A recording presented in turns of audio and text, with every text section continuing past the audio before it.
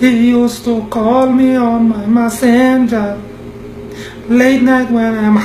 in my well. وارمد بابا ماشي كبرورنا يسير ما محل على على سيقول عولا أعوذ بالله من الشيطان الرجيم وحاجة نرى نحسن الله والله كان نحيس ما الله هيني هل كانوا من مريو دي برافط هذه ما مقلهم حقول عاي ولا الله كلام هين لكن نفتكيسها وقول حبانا ما فوق عشرة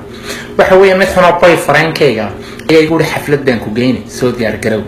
أنا ده واحد لو هي ميكا مقالة ده يلا ده ما خصوصا موقع ده كاسو هتنا الله يمكن مهمة أكاسي بحال بختي أبو هاي قالنا على سيدا وروح بدن بينتو عدلا دقيقة كتري وبقول عادي بس كعادي ولا على ده وآخر السبع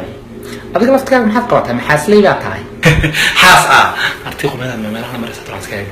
بيقول ولي وحاس ما يالنين marka waxaan ka shaqeeyaa meydadkan meedhayo islaan maadhow charkayga waxa ka saro looga yeeray ayaan ku sii carraya warkaygii horeba baalash loo haay adaba dhaamo upgrade baaba tahay ma istiri walaal artiiqo meedan aan ku dhumanaysaa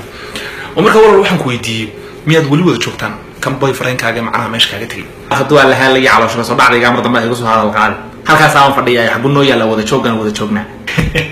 ma sha Allah artiiqo meedan marka walaal waxaan ku weydiiyay waxaan ilaahay ku rakibay ma kiishilay ma soo saga dhaartay ma hay ma kuwan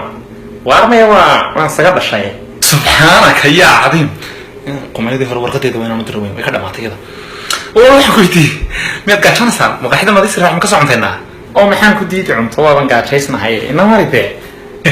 runtahay hor soco waxba dhulkayga ka dhacon soo qaadanay waa soo qaadanay war haye